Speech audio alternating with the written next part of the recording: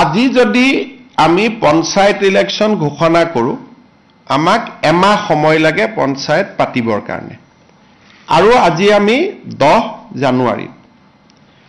জানুৱাৰীত আজি গধূলিলৈকে এতিয়া আমি বহি আছো গোটেই কেবিনেটখনে যে উচ্চ ন্যায়ালয়ৰ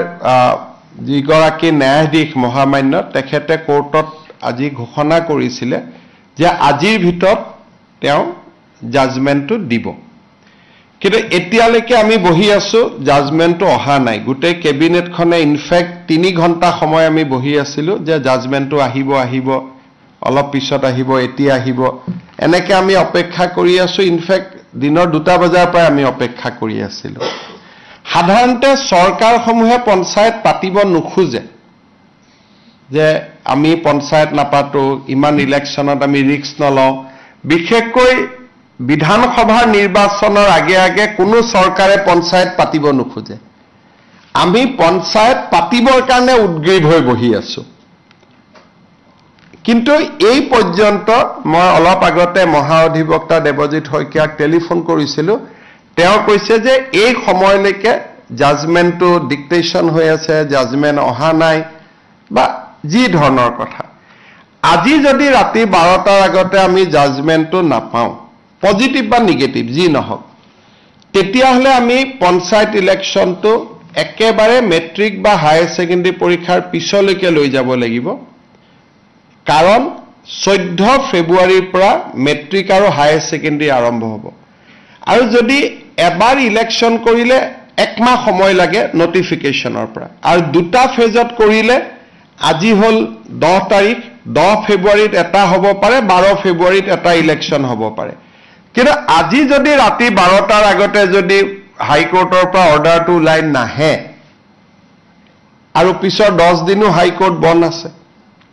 গতিকে তাৰ পৰিপ্ৰেক্ষিতত মই ভাবো যে পঞ্চায়ত ইলেকশন পতাটো অসম্ভৱ হৈ পৰিব কাৰণ মেট্ৰিক আৰু হাই সেকেন্ডাৰী পৰীক্ষাৰ মাজত পঞ্চায়ত ইলেকশন পাতিব পৰা নাযাব গতিকে যি সকলে মোক সুধি আছে যে পঞ্চায়ত ইলেকশন কেতিয়া হ'ব মোৰ উত্তৰ এইটোৱে যে চৰকাৰে আজি 3 দিন ধৰি আৰু কেছবিলাক হৈছে অকল এটা কৰিমগঞ্জ জিলাৰ 19খন পঞ্চায়ত লৈ বাকি অসমখন ইয়াৰ লগত জড়িতই নাই কৰিমগঞ্জ জিলাৰ 19খন পঞ্চায়ত লাগিলে কৰিমগঞ্জ জিলাত ইলেকশন নাপাতিলেও হৈ গ'লহেঁতেন বাকি জায়গাখিনিত ইলেকশন পাতিব আমি অনুমতিটো পালে আমি ইলেকশন পাতি দিলোহেঁতেন এই 12টা বজালৈকে আমি অপেক্ষা কৰিম কিন্তু আজি যদি ৰাতি 12টা বজাৰ ভিতৰত যদি নাহেগৈ হাইকোৰ্টৰ পৰা তেতিয়াহলে মই ভাবো যে মেট্ৰিক আৰু হায়াৰ সেকেন্ডাৰী পৰীক্ষাৰ আগত ইলেকশন হোৱাটো অসম্ভৱ হৈ পৰিব আৰু এই ইলেকশনো পিছুৱাবৰ কাৰণে কোনে লাগি আছে কংগ্ৰেছ দলৰ কৰিমগঞ্জ দলৰ প্ৰাৰ্থী হাফিজ ৰফিজ আহমেদ চৌধুৰীয়ে গোটেই কেছটো কৰি আছে আৰু তাৰ পৰা বুজা যায় যে গোটেই পঞ্চায়ত ইলেকশন খেলিবৰ বাবে হাফিজ ৰফিজ চৌধুৰী আৰু তেওঁৰ সংগীসকলে সাহস কৰিব পৰা নাই আৰু সেই কাৰণে কেছটো কৰি পেলাই পঞ্চায়তটো পিছুৱাই আছে নিয়মমতে পঞ্চায়ত পাতিব লাগে যে চৰকাৰক বিপদত পেলাওঁ পঞ্চায়ত পাতি দিওঁ কিন্তু ইয়াত উলুটা হৈছে যে বিৰোধী পক্ষৰ একাংশই কাৰণ হাফিজ ৰফিজ চৌধুৰী কংগ্ৰেছ দলৰ অফিচিয়েল কেণ্ডিডেট হয় আৰু আন যিগৰাকী অধিবক্তা তেওঁ কংগ্ৰেছ দলৰ দিনতে সলিচিটৰ জেনেৰেল হৈছিল দিল্লীত গতিকে দুইজন অধিবক্তাই আজিও তেওঁলোকে আৰ্গুমেন্ট 3 দিন আগত শেষ হল আজিও 2 ঘণ্টা আৰ্গুমেন্ট কৰিছে গতিকে কিহৰ কাৰণে তেওঁলোক পঞ্চায়তৰ কাৰণে সাজু হ'ব পৰা নাই মই নাজানো কিন্তু তৃণমূলত গণতন্ত্ৰ বচাবৰ বাবে এবাৰ আমি বহুত কৰিছিলো পাৰ্টি লেছ কৰি দিছিলো যে কোনো পাৰ্টিৰ হ'ব নালাগে যাতে অৱসৰপ্ৰাপ্ত শিক্ষক অৱসৰপ্ৰাপ্ত ডক্টৰ সকলোৱে যাতে ইলেকশন খেলিব পাৰে ভাল পৰিবেশ হয় পঞ্চায়তৰ পৰা দুৰ্নীতি নোহোৱা হয় কিন্তু যি নহওক আমিতো হাইকোৰ্টৰ ওপৰত মাতিব নোৱাৰো গতিকে ৰাতি 12টালৈকে অপেক্ষা কৰিম আৰু 12টাৰ আগত যদি জাজমেন্ট পাওঁ হ'ব নহলে আৰু এটো মেট্ৰিক হায়াৰ সেকেন্ডাৰী পিছলৈকে পিছুৱাই যাব তাৰ পিছতো বানপানী আহিব বা বানপানী থাকিব কি পৰিবেশ হয় আৰু এতিয়াই ক'ব পৰা নাযাব আজি যদি 12টালৈকে মই ইলেকশন কমিশনকো ৰিকুৱেষ্ট কৰিছো যে আপুনি বহি থাকক আমিও বহি আছো কাৰণ পুলিচৰ পৰা ক্লিয়াৰেন্স লাগিব কোনটো ফেজত কিমান ডিপ্লয়মেন্ট হ'ব ডিজিপিও বহি আছে চিফ সেক্ৰেটাৰীও বহি আছে আমিও বহি আছিলোঁ যদি 12টাৰ আগত ৰায়দান হয় আমিতো কৰি দিম কাৰণ যিজন ন্যায়াধীশ মহা অধিবক্তাই কোৱা মতে তেওঁ কোৰ্টত কৈ গ'ল যে মই চেম্বাৰত গৈ জাজমেণ্টটো লিখি জাজমেণ্টটো দিম কিন্তু এতিয়াতো 8:45 হ'ল জাজমেণ্টটো আমি হাতত পোৱা নাই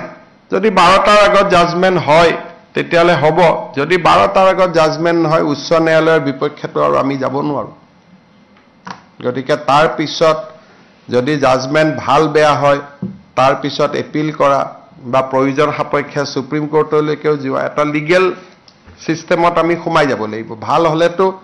কতো যাব নালাগে বেয়া হলে আকৌ ডিভিজন বেঞ্চ সুপ্ৰিম কোৰ্ট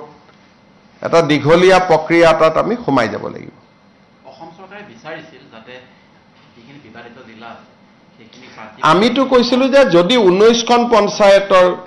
কথা 19খন পঞ্চায়ত বা সেই জিলাখনেকে কমপ্লিট বাদ দিয়ক আমাৰ এডভোকেট জেনেৰেল তাত আৰ্গুমেণ্টটো দিছে এতিয়া ন্যায়াধীশ গৰাকীয়ে কেনেকে জাজমেণ্ট দিয়ে এতিয়াতো মই দেখা নাই জাজমেণ্টটো দেখাৰ পিছতহে আমি অপিনিয়ন দিব পাৰিম ভাল বেয়া যিয়ে নহওক কিয় আমাৰ মতে নগলে তেতিয়াও কথা কিন্তু আমাৰ ফেভাৰতো যদি যায় আৰু জাজমেণ্টটো কালি পাওঁ তেতিয়াহ'লে ইলেকশ্যন নহ'ব 12টাৰ আগতে পালেহে ইলেকশ্যন হ'ব নহ'লে মেট্ৰিক পৰীক্ষা হায়াৰ ছেকেণ্ডেৰী পৰীক্ষাৰ ইমান ওচৰত গৈ ইলেকশ্যন পাতিলে ছাত্ৰ ছাত্ৰীসকলে সমালোচনা কৰিব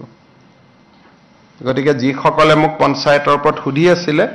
এইখিনিকে মই জনালোঁ হ'ব